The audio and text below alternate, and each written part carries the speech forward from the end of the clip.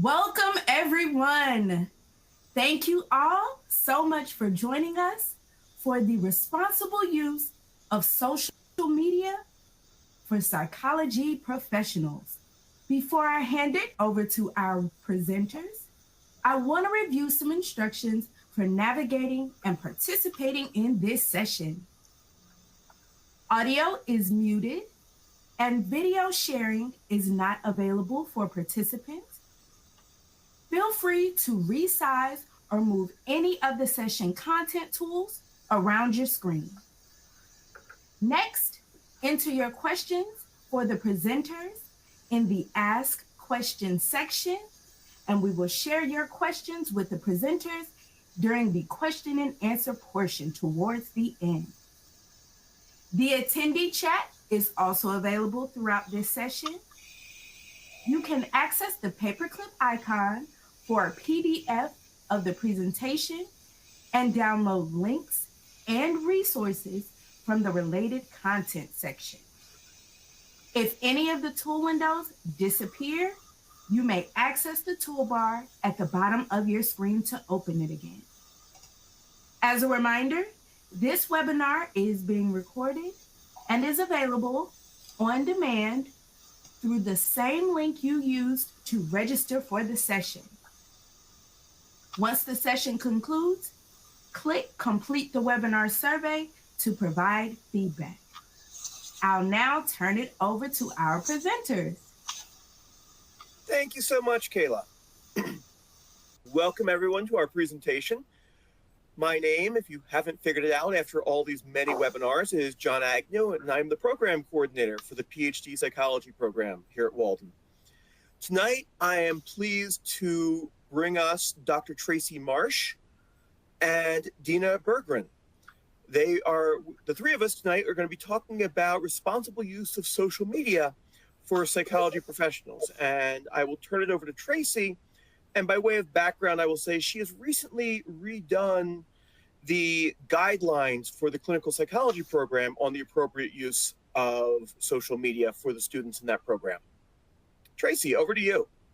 Thanks, John, and welcome everybody. Thanks for taking time out of your busy evenings to spend a little bit of it with us as we talk about the responsible use of social media.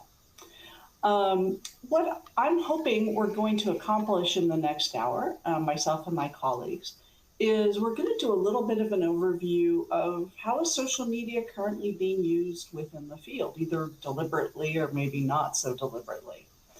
I also want to touch on ethical considerations because all of us have an obligation to adhere to the APA's Code of Ethical Standards and Principles. And we're going to see how those connect to situations in using social media. I want to talk about professional considerations or in other words, when is social media good to use and beneficial for the profession? But of course, with that, we also need to talk about the risks that may be encountered when we're using social media. And I'm going to pause for a minute and draw your attention to the icons on the screen that my colleague John so kindly added. When we're saying social media, it's broader than necessarily just Twitter/X or Facebook or Instagram, but that would even include things like LinkedIn or Pinterest, or YouTube. So we're talking about this broader universe of ways that we connect with other people through technology in communities. I'm going to walk us through a case example where we can start to think about what might be appropriate or what might be problematic when using social media. And then we're going to go through some best practices that you can take with you as you start to think about how you may or may not want to use social media going forward. At that point, I'm going to hand it over to my wonderful colleague, Dina, who's going to talk to you about specifically ways to use LinkedIn as a developing psychologist. So I'm going to take us to our next slide. All right, I want to talk about social media use. And before I get into the slide, I'm going to start a pulse check. So you should see a thumbs up or thumbs down appear on your screen. And I'd like you to indicate whether or not you currently use any kind of social media regularly. Okay, so if you use social media regularly, any one of the ones I mentioned or something else, maybe that wasn't on the list, go ahead and click on that thumbs up button. If you don't use social media, go ahead and click on the thumbs down. And we'll give that just a chance for people to start clicking on.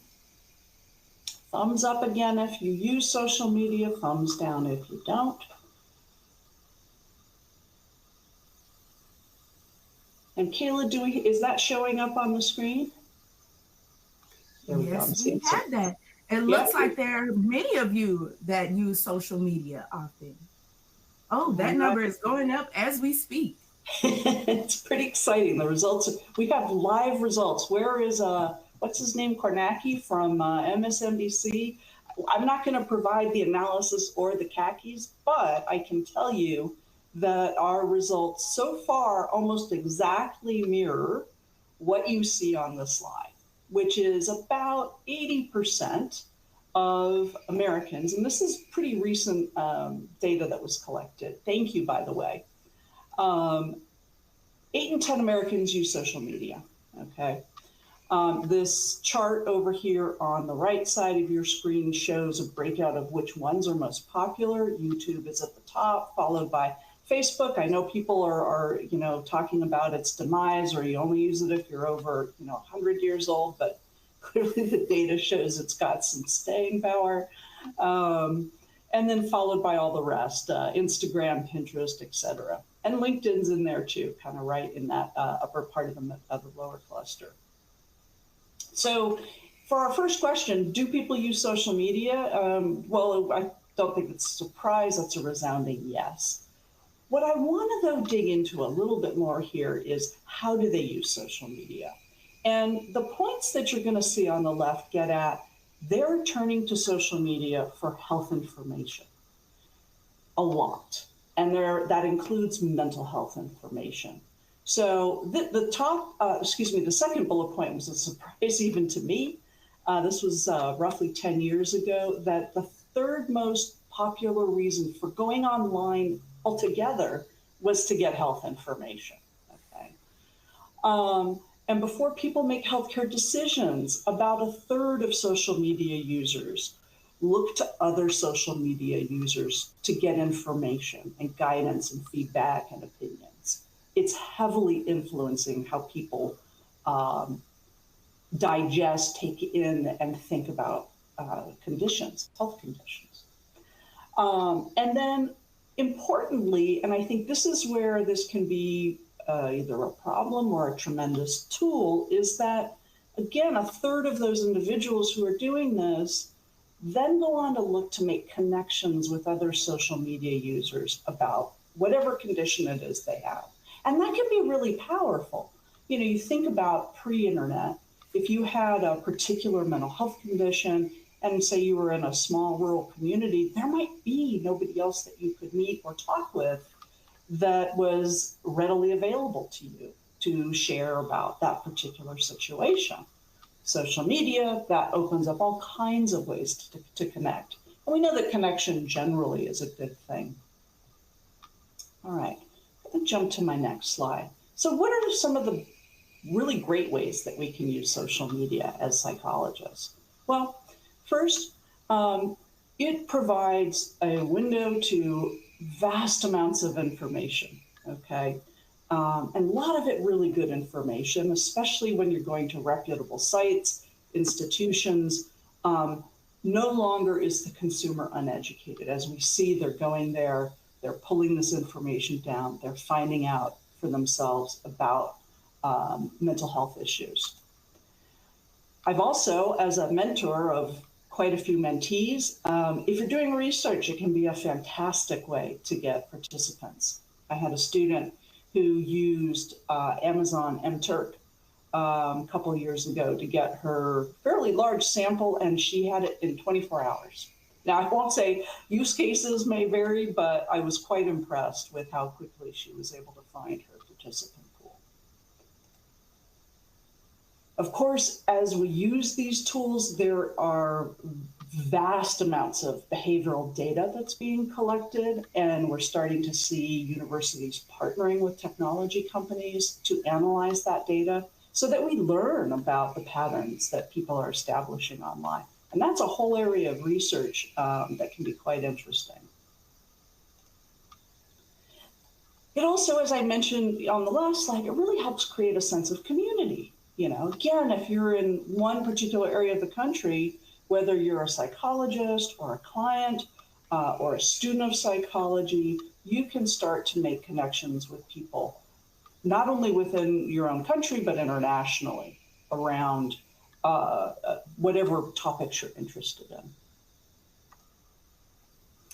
It's also a very powerful tool for marketing yourself and brand management. You know, you think back again, pre-social media, as a private clinician, you might need to go out and hire somebody, build your brand, if you even did that. Now it's fairly straightforward. And with the latest exciting wave of AI-assisted tools, setting up a web presence, becoming engaged on social media can be a really powerful way to establish yourself, especially if you have that niche area that you want to provide information on.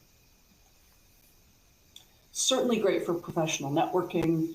Many of us are busy. It's expensive to go to conferences, but as we saw during COVID especially, you can attend a lot of those online now. You can connect with folks online. So again, great way to start to have communities that are built through social media. Okay, so as always happens, with the pluses comes some possible pitfalls that we need to also be thinking about when we're talking about using social media. The first one that is probably one of the most complex is confidentiality and privacy. And you know, if I were to title this slide a little differently, I would say blurred lines. It's all about blurring lines. Really, in the olden days, we talked about your professional life, that person you become when you walk through your office door. And then you have your private life. At the end of the day, when you close your office door, you lock it and you go home. With social media, it blurs those lines quite a bit. If you are posting on social media, if I make a post on Instagram about psychology, is that my professional life or my private life? And so issues around confidentiality and privacy also start to get a little bit blurred, and we need to be careful about that. Very similarly, boundaries, right? If you are with me in my office, I'm clear on what our boundaries are. If I'm at home and I'm socializing with friends, I know what those boundaries are. If you're a client and you want to connect with me on LinkedIn, is that okay or not?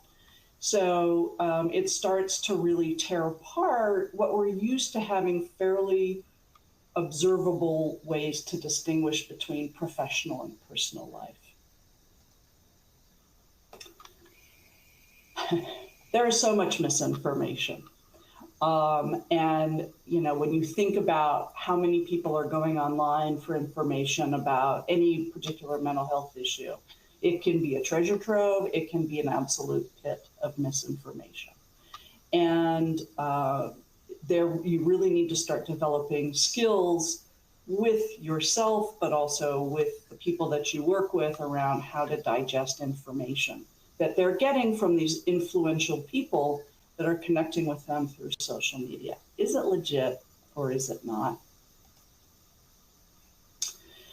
Misrepresentation. You know, this isn't new with social media, but it allows there to be a much greater reach. So there's always been, for example, whether intentionally or not, and in many cases it's not intentional, students, particularly advanced students, might list their credentials in a way that indicates they're further along than they are in the process of becoming a psychologist. So they might say, for example, doctoral candidate on a business card, which can be confusing for a consumer. Now, it's limited to a business card, okay? Still not okay, limited reach. But if you've got a social media presence and you're putting out information and you're misrepresenting your credentials, you now have a much bigger audience. And not only does it risk harming the person who's receiving the information because they aren't getting an accurate picture of who you are. But it starts to create a problem for the field in terms of misrepresentation. So being really clear when you do, if you choose to have a social media presence, that you're representing your credentials accurately. And technology challenges. How many, again, we'll do a quick pulse check. All right, thumbs up, thumbs down. How many of you who do use social media in the last month, the last 30 days, have gone into your accounts and done a thorough review of all of your privacy settings, all of the new things that might have taken effect within, recent history, where you might need to adjust your settings? Because lo and behold, these change very frequently. I see John's doing thumbs down. I hate to admit it, but I'm probably in the thumbs down group too. But how many of you in the last 30 days have done a full privacy check of all of your social media accounts? We'll give that a second to roll in. Now, remember, we had about 80% of you using social media. So actually, it's a little more balanced than I would have thought. We have about 26% so far saying that you have done checks, good on you, and 37% that have not yet. We're still seeing results coming in, okay? So the point here is it's really important if you're using social media to be doing those checks. All right. Consent. Again, consent starts to get a little fuzzy with social media, because if you're engaging with somebody where you might have a professional relationship as a client, you say as a professor-student, are you fully informing them of how social media is being used, where there might be risk to confidentiality, et cetera? I'm going to talk a little bit more about that in terms of strategies in a minute. And this is, largely what we've talked about, the difference between your private life versus your professional life. The other thing we're starting to see too in some areas is this does provide an avenue for harassment and cyberbullying. You will hear about professionals who get stalked by clients, and it's a little bit safer for them to do it online. They don't physically have to go and hunt you down at your place of work, but they can do it online. And that can become very disturbing and upsetting, of course. All right. So what are some of the relevant ethical standards that I think make sense here for us to think about? I've listed them here, but primarily we're dealing with issues, for example, of competence. If you're posting information about something, a mental health issue, are you truly competent to post that information? I mean, if you're excited about it and you're just learning, that's great. But are you at the point where it's a responsible thing for you to be posting an opinion or a thought about that topic? Are you competent? Informed consent, we talked about that a little bit. If you have a YouTube channel, for example, and you're posting about a topic and somebody's asking you questions, and you're engaging with them, is that therapy? Are you their therapist now? Well, most would say no, but again, the line is getting a little bit blurry. And have you gone through any kind of consent with them about what you're engaging in? So you have to be really careful. What seems pretty innocuous can actually start to become problematic. Misuse of psychologist work. Something that's become quite controversial and talked about in the last decade is what about diagnosing celebrities, doing that on social media? We've seen some people do it. We've seen some licensed psychologists do it that haven't actually seen that client. They're just diagnosing from afar. That's problematic for a whole lot of reasons, including it, again, not only is it an issue with that person's credibility and whether or not they're qualified to diagnose that celebrity, it's a violation of privacy. It's also not ethical to diagnose when you haven't actually assessed the person. But more broadly, again, it starts to chip away at the respectability of the field.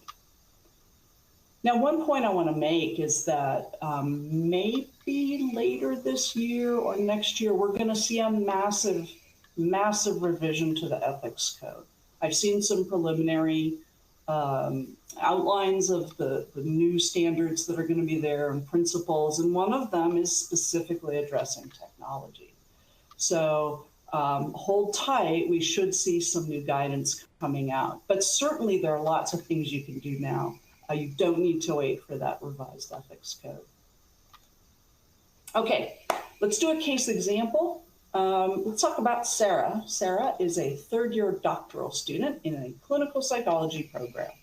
She is passionate about reducing the stigma associated with mental illness and wants to use social media to disseminate information and support.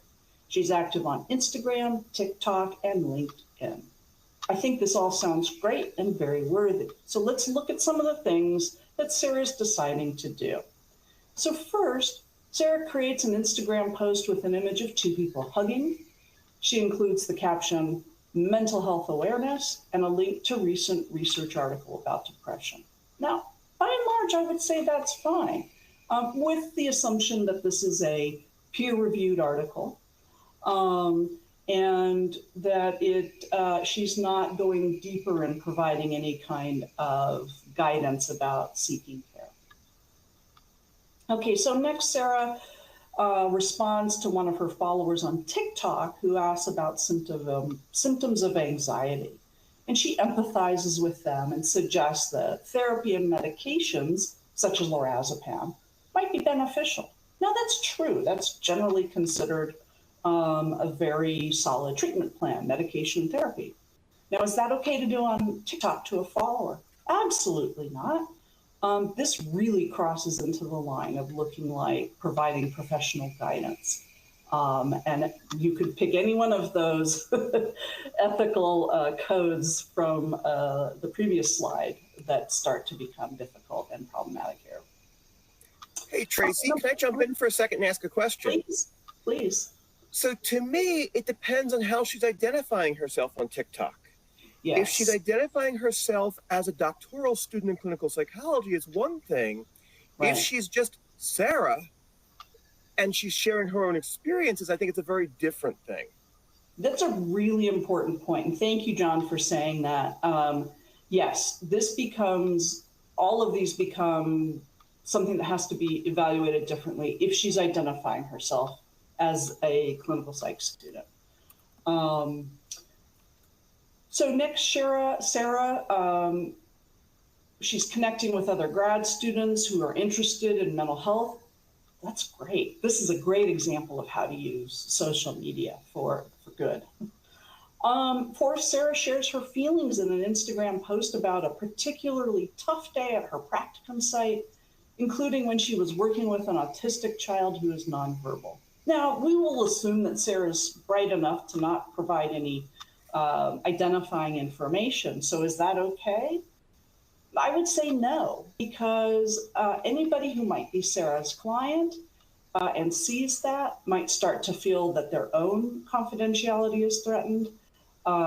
It's, again, we've now crossed into the red zone in terms of risking one's privacy and confidentiality on social media.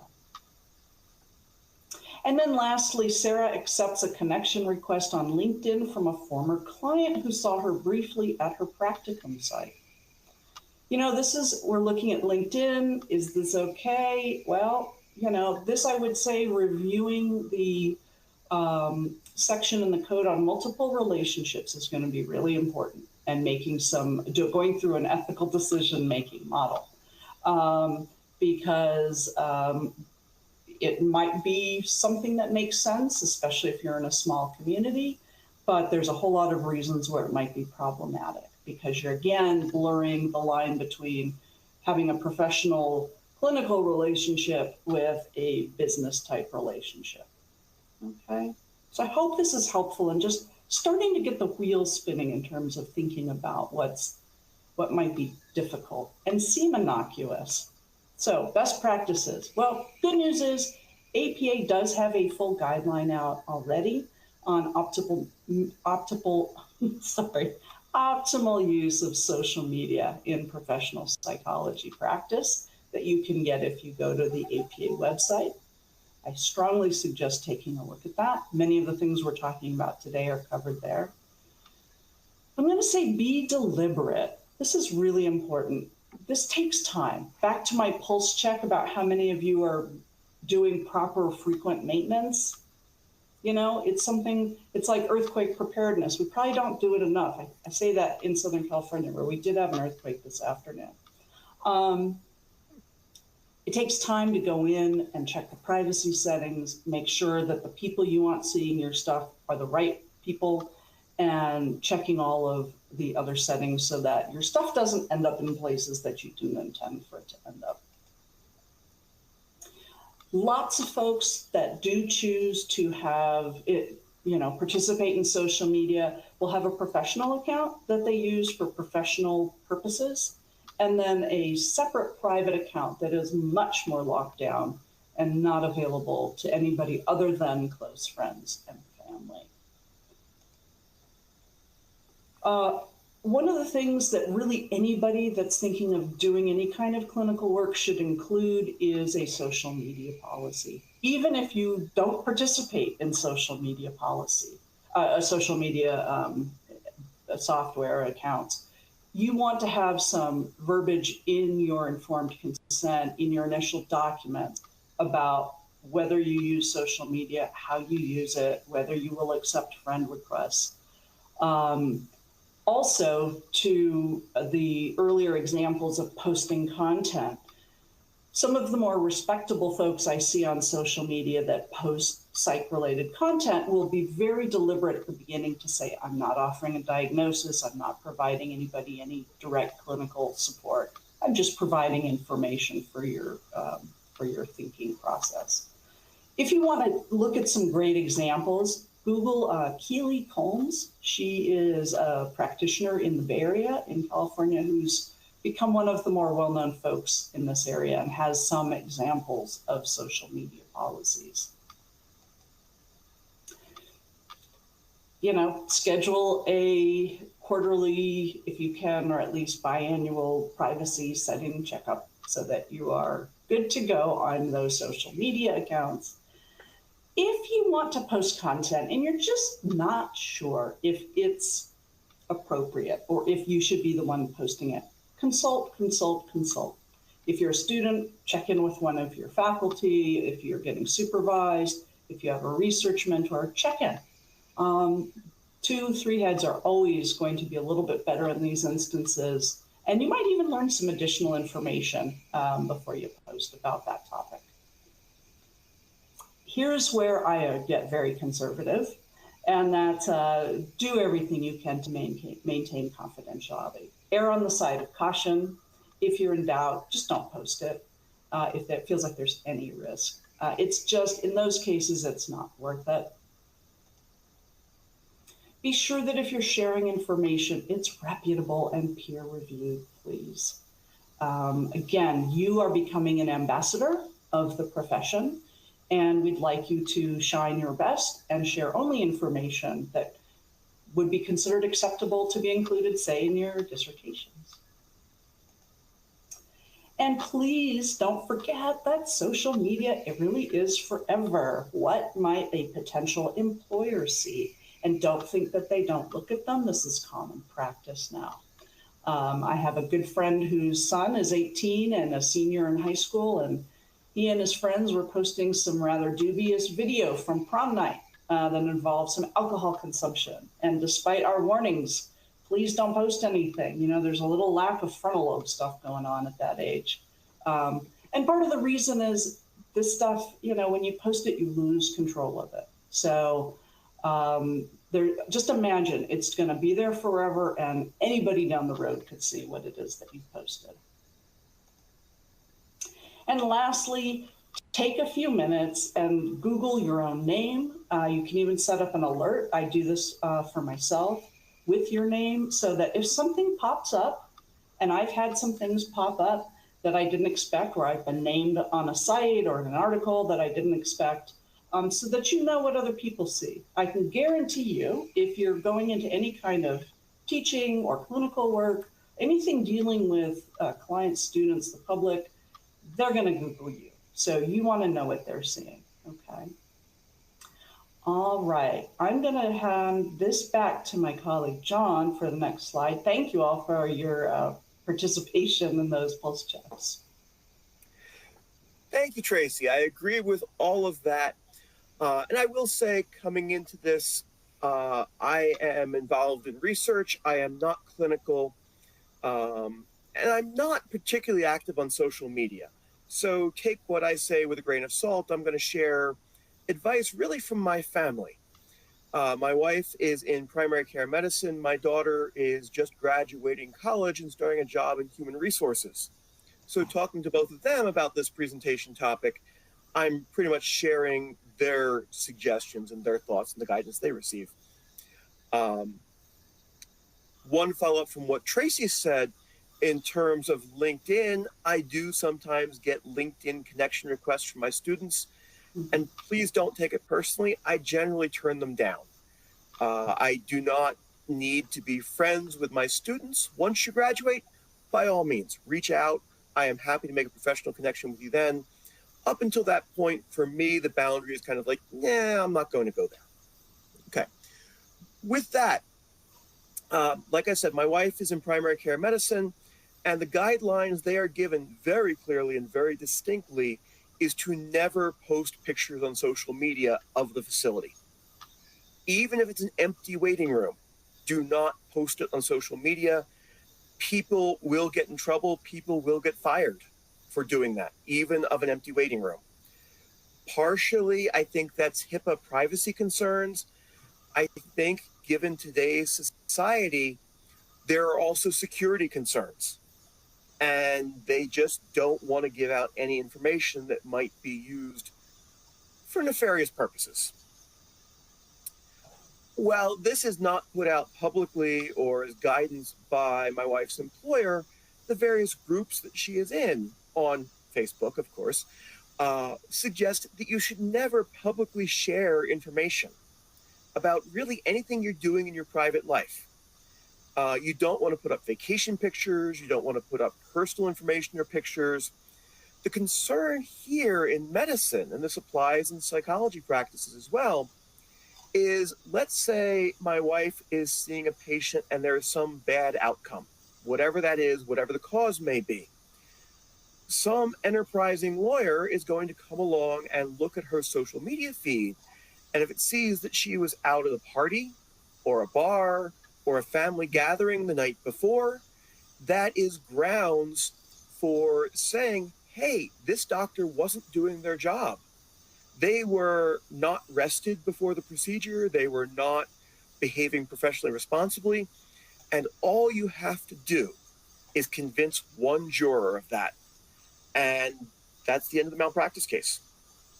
I've actually been summoned to a jury. I've sat on a malpractice case, and I've seen what happens in that jury room. So one person, one piece of doubt is all it takes.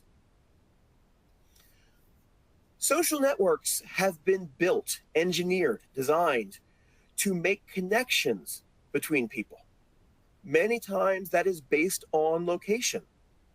And one of those consents that you give to Facebook or LinkedIn or whatever else that you probably didn't read is, can it ask your location? Can it check your location in real time?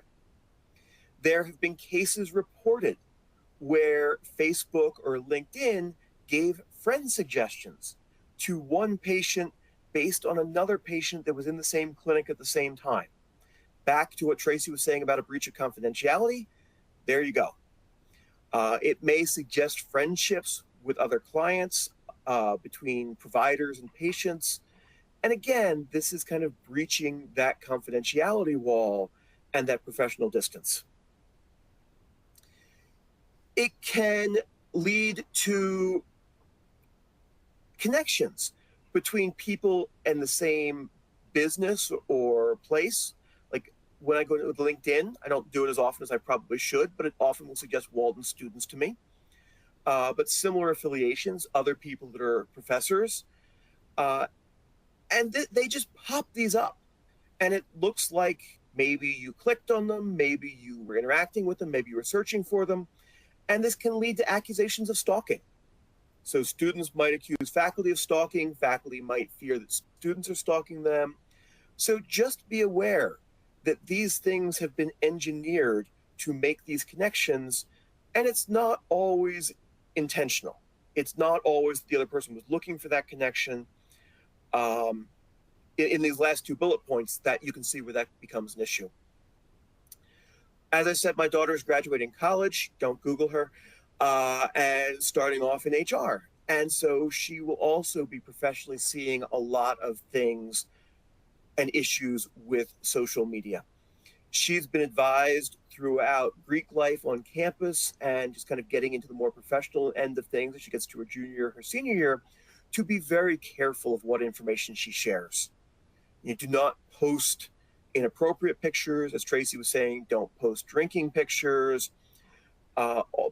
Potential employers, potential schools will look at this. And there have been a number of reports in recent years of students having their acceptances and their scholarships to college withdrawn because of social media content, whether it was cyberbullying or pictures that were posted, stories that were posted. So it's very important to be aware that what you post online is there forever. So just as an example, you may even post it, think it's a joke, and take it down. You don't know that somebody didn't record it. Because I was in a situation, or my son was in a situation, where somebody posted something. And because I wanted documentation of it, I screen recorded it. So even if they take that video down, I have it and I can use it in whatever way I deem appropriate. I don't have any ill intent toward them, but I did use it as documentation. So even if you're planning to get rid of it, remember that may not be everybody else's intent. So with that, we're going to turn towards the more positive side of social media. And we're going to talk about LinkedIn and career development. And for that, we're going to turn this over to Dina from our Career Center here at Walden. Thank you so much, John, and thank you, Tracy. You really presented so many important considerations in safely using social media. And I am excited for this next part of the presentation where I have an opportunity to talk to all of you about my favorite topic, or one of my favorite topics at least, which is LinkedIn. I'm going to talk to you about the responsible use of LinkedIn for professional networking to help you decide how to best use this tool to navigate your career. And to get us started, Tracy, John, and I have all shared links to our LinkedIn profiles that you can see here on the slide, and they are also available in your On24 content module. And as higher ed professionals, all three of us use LinkedIn. However, how we use it really differs based on our work roles and also our professional preferences. So for example, I manage the Career Planning and Development LinkedIn group, and I teach LinkedIn sessions to Walden students. So I am a very frequent LinkedIn user. John, he recently enhanced his LinkedIn profile beyond his work roles to also include his recent activities as a generative AI thought leader. And Tracy uses LinkedIn to highlight her many years of experience as a licensed psychologist. So we invite you again to visit our LinkedIn profiles for ideas during and after this session here today. So let's go on to the next slide to learn more about LinkedIn. So why should you use LinkedIn? Well, some important reasons to consider is that it is the largest online professional networking site with over 1 billion members in 200 countries and regions worldwide. And LinkedIn can also be a very powerful tool if you're actively searching for job opportunities. According to 2024 data from LinkedIn, 95% of recruiters use LinkedIn to search for job candidates. So that is a very, very large number. There are also many benefits of using LinkedIn, no matter where you are in your career journey. So, for example, LinkedIn can help you establish an online professional presence by sharing your skills and also your expertise with others. It allows you to build and strengthen networking connections with current and former colleagues, with classmates and other professionals who may be working in your field or area of interest. And LinkedIn also allows you to gain the inside scoop on people who work in your future role, various job opportunities, and companies or organizations that you may be interested in. And these are just a few of the reasons for using LinkedIn. However, every individual is very unique. So deciding how you plan to use LinkedIn, it really depends on your overall purpose for using this social media tool. So let's discuss this on the next slide. As a Walden student, you may be looking to apply your degree to advance in your current career, or you're working to transition into a new field. Maybe you'd like to start a consulting business or private practice someday, or share your research interests with others. Maybe you want to use LinkedIn to help you find a new job, or are you mainly going to use it to stay connected to colleagues? You may also have multiple reasons for being on LinkedIn. Whether or not you decide to use LinkedIn is really a personal choice. Therefore, it is important to reflect on your overall comfort level with social media, especially as it relates to safety, security, and confidentiality, as Tracy and John both mentioned. For example, I've worked with some students who decided not to be on LinkedIn or other social media sites in general due to safety and security concerns, such as domestic violence situations or current or ex-military personnel who may be working or have worked in intelligence or Secret Service. So after reflecting, if you ultimately decide to join LinkedIn, and most of us do decide to take that step, think about what information you're comfortable sharing online.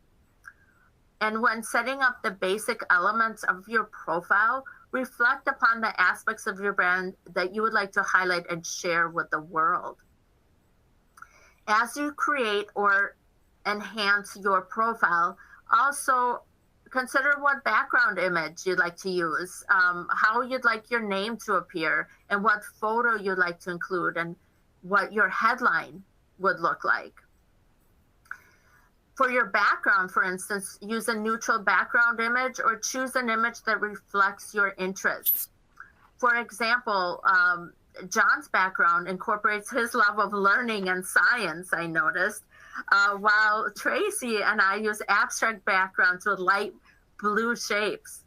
But as a rule of thumb, avoid using backgrounds that are too busy or distracting or do not align with your overall brand. And next, decide how you want your name to appear in LinkedIn. And in most cases, you would include your first name and last name. However, if you have a common name, you can also include your middle initial to make it easier for others to find you. And you can also add your highest degree earned after your name, which I do in my profile. And LinkedIn allows you to change your privacy settings so that people outside of your network will only see the first letter of your last name. So there is that feature in the privacy settings. And this is a really great option for people who may be working with patients or clients in social services, criminal justice, or other fields, and they would like to protect their privacy a little bit more. So make sure, again, as Tracy mentioned and John mentioned, privacy, and LinkedIn has a whole area for settings and privacy for you to explore. So it's just very important to do so. And then as far as then your photo, you also can choose a professional photo to use. And we recommend a solid background, looking straight at the camera for your photo, and avoid wearing an evening party or casual wear, since LinkedIn, again, it's all about professional networking. And if for privacy or security reasons you don't want to use a photo of yourself on LinkedIn, you could upload an image or icon that symbolizes your profession and use it to replace the photo. So there's that option as well. And finally, a little bit about the headline. Your LinkedIn headline is worth spending some time on because it is the information people will initially see if they search for you. So for example, when you appear in search results, your name and headline are visible pieces of information that show up. And your headline should briefly communicate who you are and what you do. So for example, in my headline, I highlighted 4 specific aspects of my brand as a manager, content strategist, presenter, and career coach. And for more examples, take a look at Tracy's and John's as well. And next, think about how you want to be perceived on LinkedIn. Remember that your online brand, it really reflects how others see you. So let's look at that on the next slide. All right, when creating or updating your LinkedIn profile and completing your other profile sections, ask yourself these really important questions to ensure that you are communicating a strong professional brand. Is all of the information that you've included on your profile accurate? Listing inaccurate information such as wrong job titles, dates, or employers that can negatively affect your online brand. Are there any typos or grammatical errors? So review your profile very carefully. Also, is your profile updated with current information? It is important to keep all of your profile sections up to date with your new skills and your accomplishments, because you don't want your profile to get outdated or stale. And finally, do all profile sections reflect your best professional self? And for ideas, of course, you can take a look at our profiles or review profiles of other professionals in your field or interest area. And when making updates to your profile, we also strongly recommend turning off the share profile updates with your network feature in your privacy settings. So that way your network will not be notified every time that you make a small change to your profile. And next, on the next slide, let's talk about your strategy for connecting with others on LinkedIn. When considering how you will cultivate your connections, you want to be very strategic. First, consider how you want to use LinkedIn. For example, if you are in between jobs and are actively looking for a new job, you may want to add an open to network frame to your LinkedIn profile, or open to work, I should say.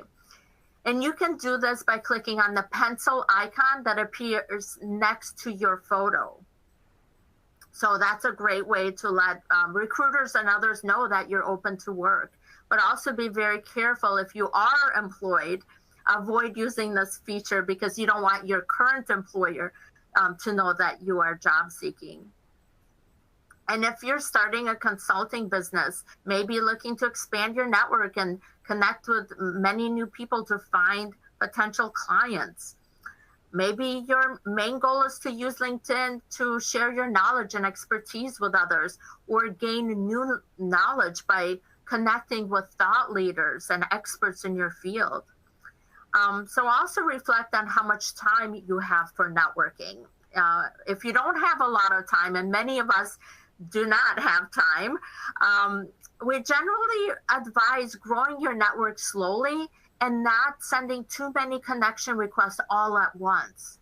And that way, you are not overwhelmed by too many messages from your connections. In general, when I work with students on LinkedIn networking topics, I recommend avoiding being a lion. So LION stands for LinkedIn Open Networker. And it is a term used for people who accept all requests to connect. Instead, be very strategic in your approach and consider quality of connections versus quantity.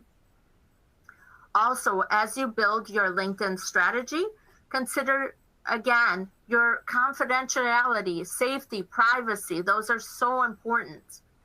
And it is perfectly okay to ignore an invite to connect, especially if it is someone you do not know, and also that person is not connected to anyone you know, they're not affiliated with any of your groups or connections. And you can ignore invites from clients and patients or anyone that does not align with your overall LinkedIn strategy. So don't feel pressured to connect. I also want to mention that Tracy and John and I all have different networking strategies. I'm on LinkedIn almost every day as it is part of my daily work. While Dr. Marsh or Tracy and John, they may not be on LinkedIn as frequently. No matter which networking approach you decide on, the important takeaway here is that your LinkedIn strategy needs to align with your individual needs and also with your comfort level. On the next slide, let's look closer at connection requests. I strongly recommend personalizing your LinkedIn connection requests to increase the chances of your request being accepted by others. And one way to do this is to bring up common interest. And here is an example of a little template for you to use, and an example that I'd like to give you. Dear Ms. James, I am Jane Smith, and I help families find essential community resources and programs to improve their overall quality of life. I'm looking to connect with you based on your research on family services and programs in the Houston, Texas area.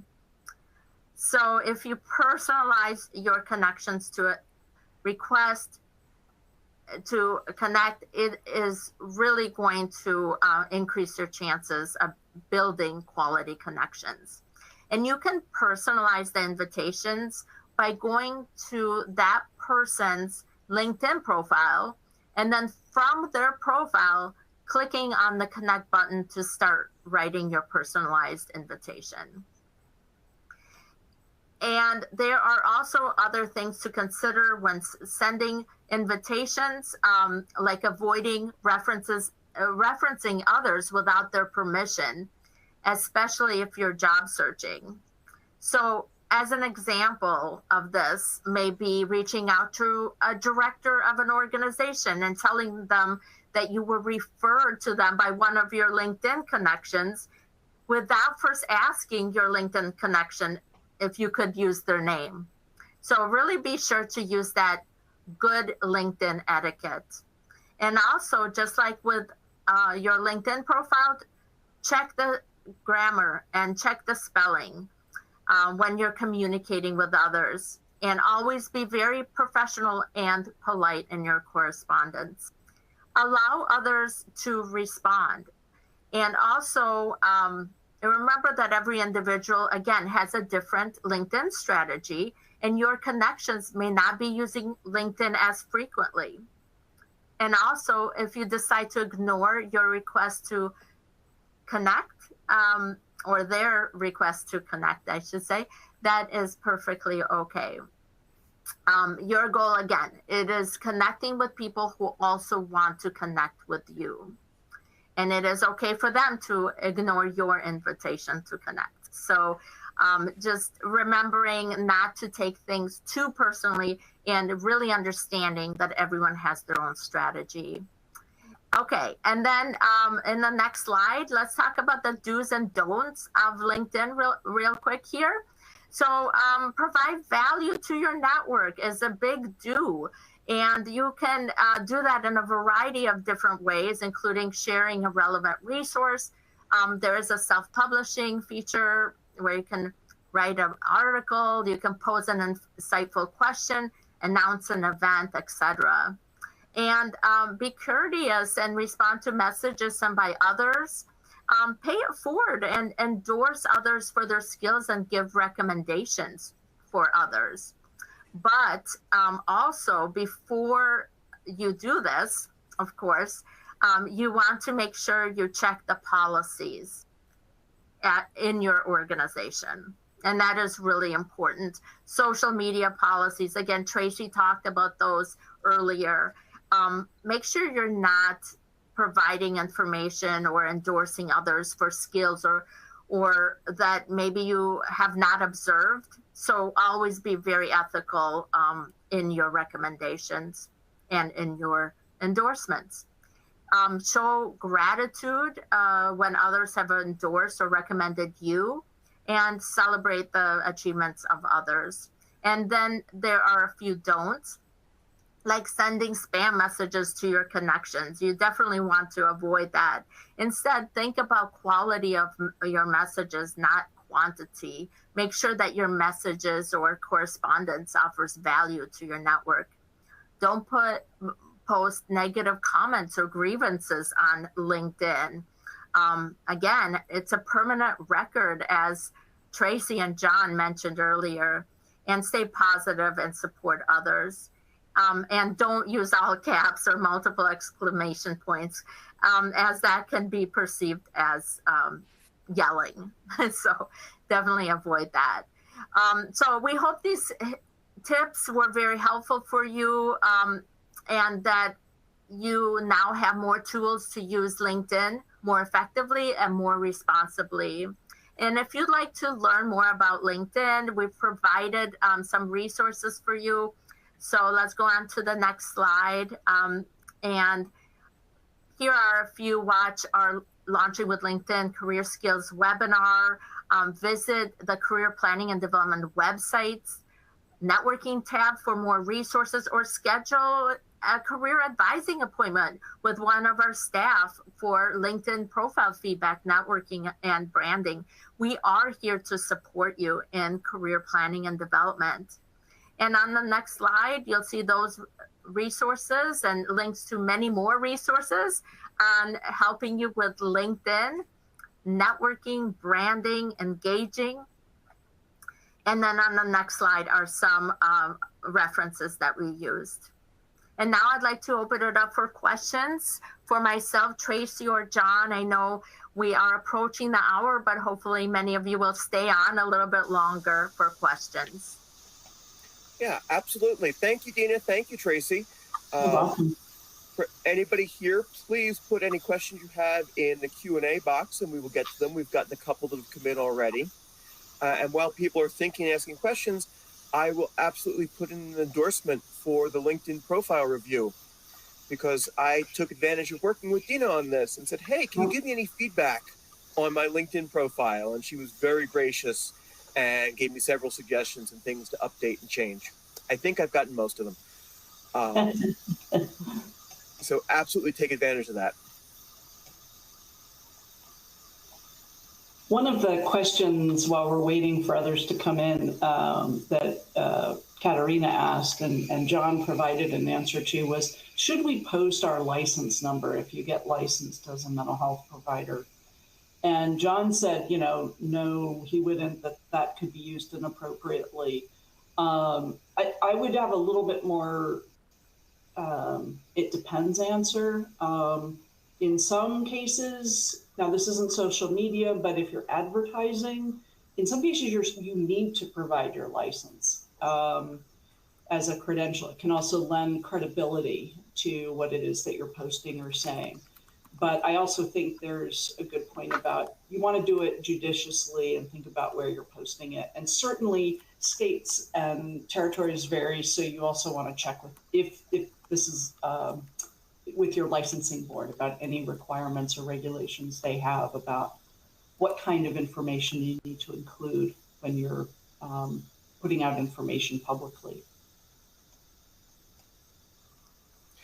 Yeah, I just know from my wife's point of view, she gets an NPI number, and that is something which you really don't want to share.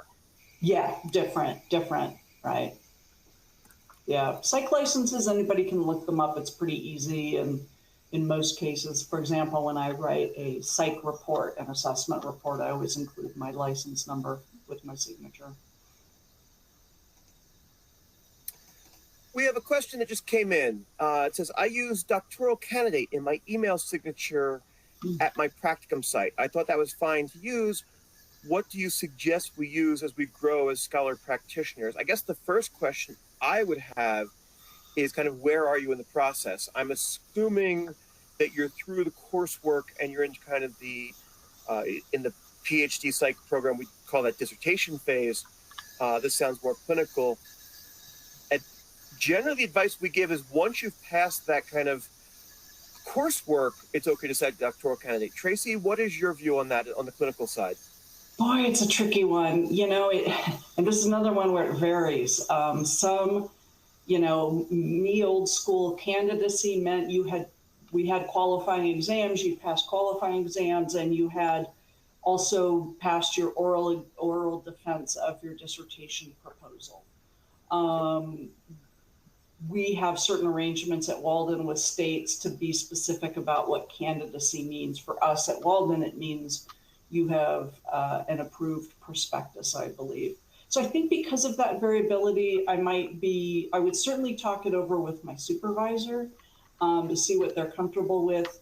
Also, candidacy isn't necessarily a term that the general public is going to be familiar with and don't know that from PhD or EDD or ABD. And I've seen people use ABD, which definitely is not something you want to put. But something about making it clear that you are a student under supervision. Usually you must include information about who your supervisor is. So my first answer would be talk to your supervisor and then check with your board. State associations are also great places to get some good guidance. Yeah, I would add to that, just seemingly unrelated, but I don't think it is. My wife's family is a little bit old school. And so she has an MD and I have a PhD, and I feel I worked for my PhD, but they address mail to us as Dr. and Mr. Agnew. I don't get my doctorate because it's not generically relevant across the board, which is kind of the old way of doing it.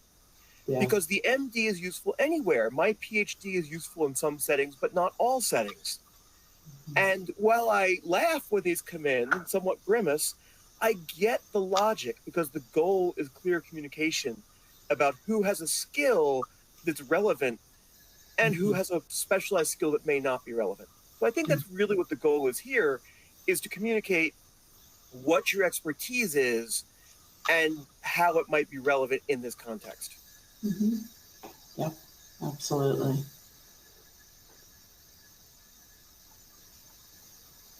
One other recommendation I'd have is if you're not sure about something and you want to consult, certainly supervisors, professors are great resources. When you get out in the field, it can be less. There may be fewer resources, and a really great opportunity for many folks is your state psych association. Those are some of the best places for a whole bunch of reasons. I'm a little evangelical about this. Join your state psych association. Almost all of them will have an ethics committee that is included in membership as a service, where you can reach out to them and say, hey, can I run this question by you? Is this an okay thing to do? And you'll have great people answering and giving you some guidance.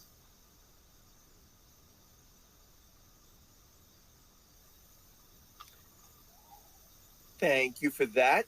Just kind of watching the inbox to see if there are any other questions coming in. We'll give people a minute just to see. Any other closing thoughts, Dina or Tracy, about social media and professional usage? Mm-hmm. And we did get another question. Yeah, I would say, really step back and really think about your social media strategy, how you want to be perceived, not only right now, but in 3 years, in 5 years, when you get out there in the field. As Tracy said, everything is a permanent record. So if something doesn't feel right, don't post it, don't do it. Yeah. And that is my thought about, general social media use and LinkedIn as well. Mm-hmm. Yeah. If there's a voice in the back of your head saying, wait, is this a good plan? The answer is probably no. Yeah. We did get a question. I think we're entering a time where so much is going to change with the influx of AI touching every application that we use. And so just the best thing is stay engaged and stay educated. One of the best things I've seen about Walden is the amount of resources we have. So thank you all for coming to this session. As Dina mentioned, the Career Services Center has lots of different opportunities to dig deeper into these topics. We will continue to offer seminars about social media and AI and other technologies. So we can't really predict where everything's going to go, but stick with us and continue to come to these. And that's one of the best protections against missteps in some of these areas. Yeah. On that note, there is a question here from Teresa. Is there an easy method to discern if an interview request from LinkedIn is valid? I received requests for interviews from a company I had not contacted.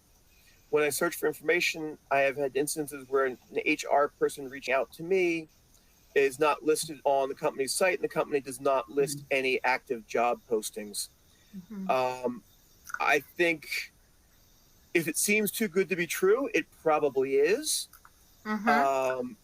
If you get a post like this, it's probably like what they tell you about if you get a phone call from the lottery, the police department, the utilities company that you didn't initiate. Be skeptical. I would certainly, if somebody sends me an offer, it looks interesting. I'm not looking for anything right now, so I probably wouldn't respond. If I was looking, I might respond, but I certainly would not give out any information that has any value unless I initiated the contact, not back through LinkedIn, but going out, finding the company, working through their switchboard, their website to get to the HR department. Maybe I'm too cynical, but I think there's a lot of scams out there, as Tracy was just saying, especially with the growth of artificial intelligence. It's going to get more and more, I'm afraid.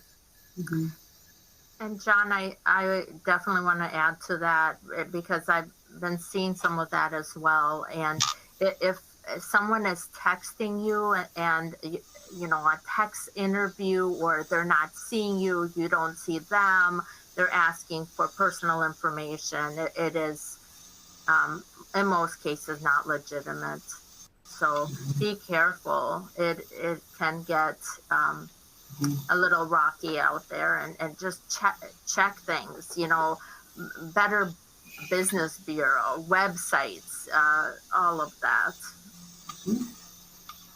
Dina, are you implying that Nigerian Prince doesn't actually want to give me $100 million?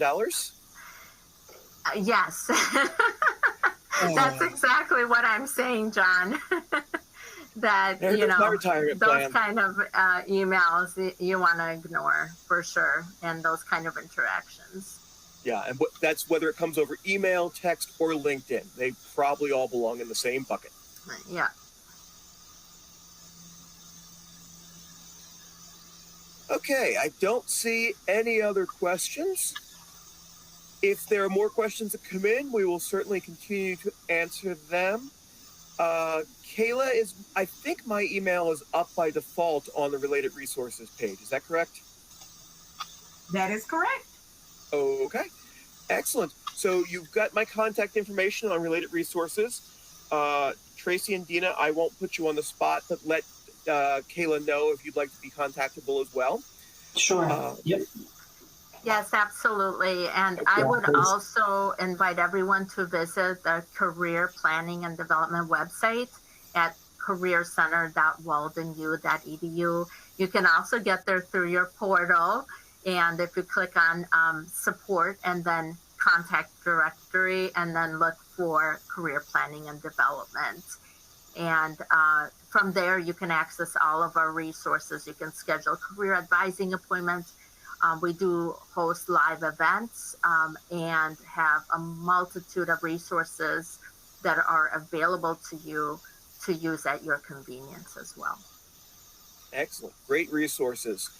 So please, by all means, take advantage of the related content links here, either right now before you leave or on demand. You can get back to this webinar probably very soon through the link you used to subscribe or sign up today.